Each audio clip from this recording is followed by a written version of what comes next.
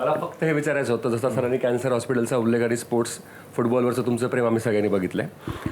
आगामी आता 10-5 दिवसच उरलेत प्रचाराचे, तर जेनझी जो आता हार्डकोर वोटर बनत चाललाय त्याच्यासाठी तुमच्या डोक्यात काय प्लॅन्स आहेत? तुम्ही त्या दिवशी प्रेझेंटेशन केलं, तुम्ही सांगितलं पण की करणार आहोत ना, जेनझी म्हणजे शेवटी मराठीच ना, किंवा गुजरातीच ना, किंवा जे काय असतील, तर आम्ही जे करतोय ते मराठी माणसं. जेनझी वगैरे मी असं नाही बघत की पुढची पिढी, पुढच्या पिढीला पण जेनझी बघतो. हे सगळं पुढच्या पिढीसाठीच आहे.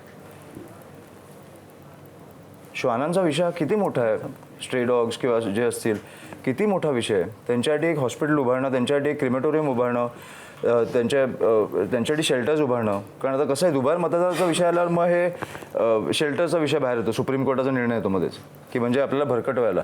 आम्ही तो मुळात सुरुवातीलाच करून देतोय आणि उत्तम प्रकारचे, जिकडे त्यांची काळजी घेतली जाईल.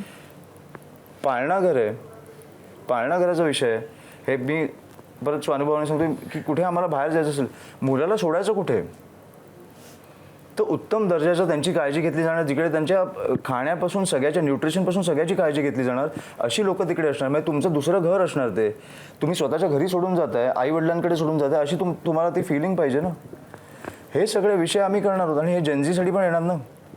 अमित, एक शेवटचा प्रश्न विचारते. मराठीच्या पेपरमध्ये कल्पना विस्तार नावाचा एक प्रश्न असतो. एक प्रश्न तुम्हाला, त्याचा कल्पना विस्तार तुम्ही करावा. राज ठाकरे महाराष्ट्राचे मुख्यमंत्री झाले तर काय होईल?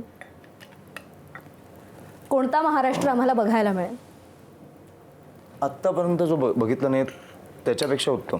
म्हणजे आत्तापर्यंत जो बघितला नाही तसा महाराष्ट्र तुम्हाला बघायला मिळेल. जो तुमच्या इमॅजिनेशनमध्ये ना त्याच्यापेक्षा पलीकडचा महाराष्ट्र बघायला मिळेल. 5 वर्षात, 10 वर्ष सोडून द्या.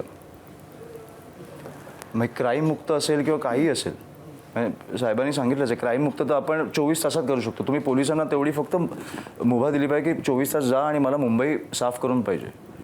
हे कोण देतच नाही. आता ड्रग्सचं प्रमाण आपल्याकडे किती वाढलं आहे. मी सरप्राईज आहे, आपल्या शाळांच्या बाजूला ड्रग्स विकले जातात. हे लोक येतात कुठून, ही हिंमत येते कुठून? हे कोणतरी चालवतोय ना. बरं, पोलिसांना माहीत नाही का हा ड्रग्स विकतोय? तर माहिती आहे, पण पोलिसांना थांबवतोय कोण? सुतासारखा सरळ. तुमच्या अपेक्षेच्या खूप पलीकडचा महाराष्ट्र असेल 5 वर्षात, जर साहेब मुख्यमंत्री झाले तर. एबीपी माझा, उघडा डोळे बघा नीट.